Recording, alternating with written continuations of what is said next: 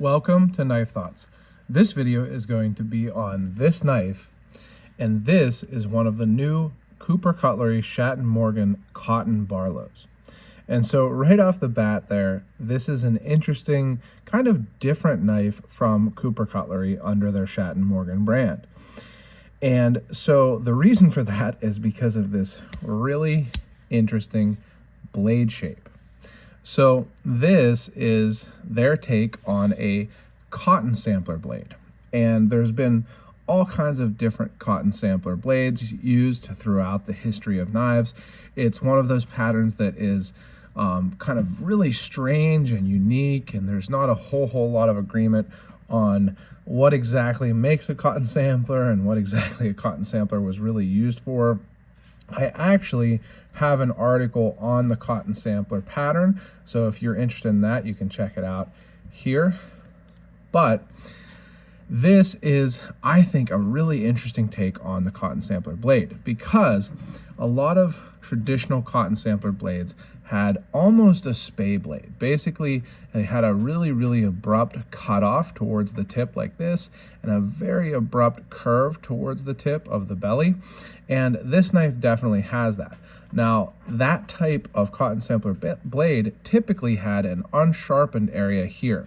Unfortunately, I don't have any cotton sampler knives other than this one to compare to for you. But typically, a cotton sampler with this type of blade would have a very short edge and then an area that's unsharpened.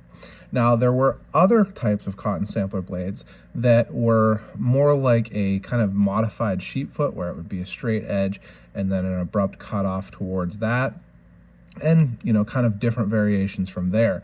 But I think that this is a really interesting take on it, because it keeps that really kind of striking looking tip here with the very abrupt cutoff and the abrupt belly, but gives you more of an actually usable and practical blade shape. The flat, unsharpened area on a cotton sampler, on that type of cotton sampler, never really was something that I found any use for. The idea, the kind of thing that I've seen put forth as the reason for that is that people would like string out samples of cotton on that flat area. They would cut into a cotton bale and then kind of pull out strings of cotton on that flat and use that to like see the quality. So that's definitely something that I have never done in my life and don't foresee myself needing to do. So I would definitely, prefer having the extra usable edge over that flat. And so it's really, I think a cool, interesting take on this blade. It's not a blade shape that I have seen from vintage Schatt & Morgan knives, and particularly or especially Schatt & Morgan Barlows before. I don't know if it's a die that had not been used at Queen, or that I just wasn't familiar with at Queen, that Cooper Cutlery bought in Queen's closing. But either way, it is very unique looking to me. And I have to say, at first, when I saw that they were making these, I was like, not real interested.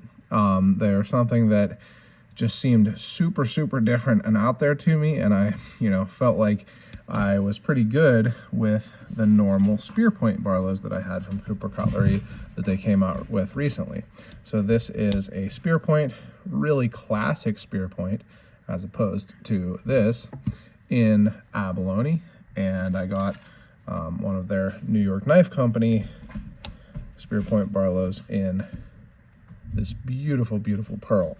So, I kind of felt like, I'm good for right now on Barlows. I don't need one of these cotton Barlows. But I actually received this knife without knowing I was going to receive it. It wasn't given to me, but it was sent to me for review by Cooper Cutlery. So I really appreciate the opportunity to check it out. And now I will say, in the meantime, between originally seeing that they were doing these, sorry, I was just actually shooting, and I think I got a little bit of grease on my finger there, but in the meantime, since seeing that they were doing these and actually getting this knife, I saw a lot of people talking in the Barlow Bearcat Club, where obviously there was a lot of discussion about this knife, being that it's a Barlow and a unique Barlow, of people getting them and really liking the blade shape, really finding it to be practical.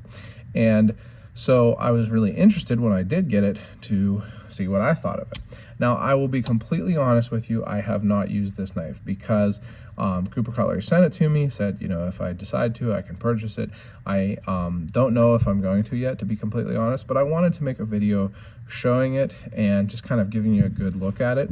And really, you know, I'm surprised by how interesting and how much I appreciate this blade shape, because there's a couple cool things about it. So first of all, it makes it very, very easy to pinch, right? So you've got this really tall piece here, so you're gonna be able to pinch this knife, even though it has a very strong pull.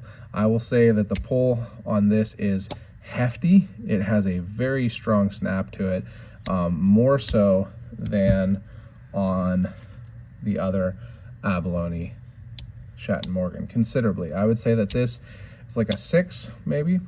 Boy, these are nice. It's funny when you like pick up a knife and just kind of open and close it and just like, wow, what a nice knife. But anyway, about a 6 or something on that, and I would call this like an 8. Definitely something around that. So it is definitely a strong pull, has a very strong snap. It sounds great, and it's easy to pinch even, you know, in spite of that strong pull. Another thing is that because it's such a tall blade, I think it comes down to a really nice thin edge. Hopefully you can see this. If you look at the edge there, it looks really thin behind the edge, or the primary grind, it looks really thin behind the edge. I really appreciate that. And again, I didn't use this knife. I'm sure people, you know, will be in the comments about that, but it looks nice and thinly ground to me. The other thing is that with a tall blade like this, you know, honestly, a lot of times you might be using your knife for like super serious cutting tasks, and sometimes you might be just spreading some butter or peanut butter or something on your toast in the morning. There's nothing wrong with that, and I think that this would work well for that, in the same way that, you know, a spay blade would. You know, Charlie Campagna has talked about spay blades being, you know, useful blade shapes, and I think that that's very true for this also. Now, another thing I wanted to mention about this is that I probably would drop the kick slightly on this if I decide to keep it.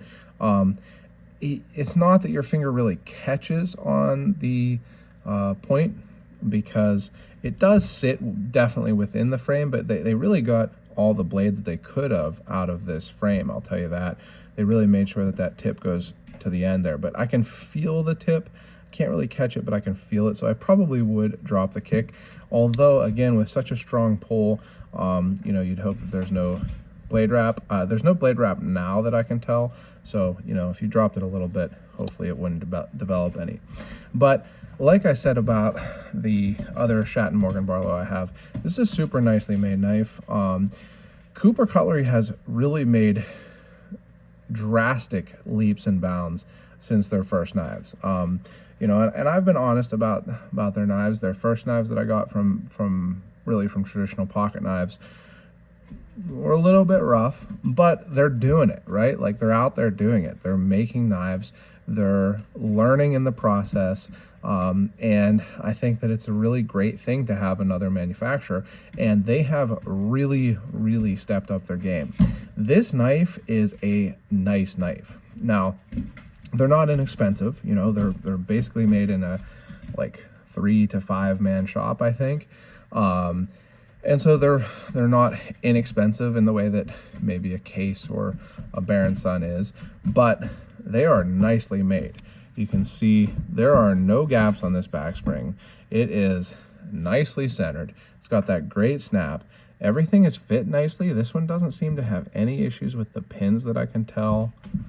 Kind of take a close look there. I didn't notice any issues in looking it over, but it is very, very nicely made. No blade play when open, just a nicely made knife. And my dogs are going crazy upstairs, so I don't know if you can hear that, but a very nicely made knife. And I think that they have really made leaps and bounds, and really should be proud of the knives that they're putting out. I think that they compare well with brands like GEC. I don't have the GEC abalone Barlow that I have out. It's in a display. Didn't get it out for this, but I think that it compares nicely, and it's a great thing to have another manufacturer that's making really, really nice traditional knives, especially Barlows. I love Barlows, and so I'm happy to see them doing kind of different things, different than your typical Barlow.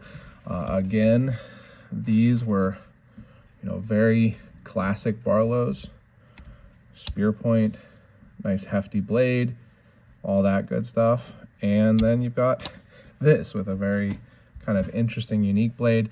I didn't get a chance to ask about the blade shape to Cooper Cutlery, but I plan to, and maybe we'll make an update. But again, I really appreciate getting to check out this knife. I think it's a really great knife. One other thing I always like to mention about these, because I think it's cool, is that they say "God bless you" in there. I think that's a cool little touch. But yeah, it's great to have another traditional knife manufacturer making beautiful Barlows on the market. So thank you to Cooper Cutlery for sending this knife for me to check out. If you enjoyed the video, make sure you subscribe to the channel, click the bell, and select all so you know when I post new videos. Leave any comments you have below. Check out my website, knifethoughts.com, and subscribe to the email newsletter there. And last but not least, as always, don't forget to go out and do good.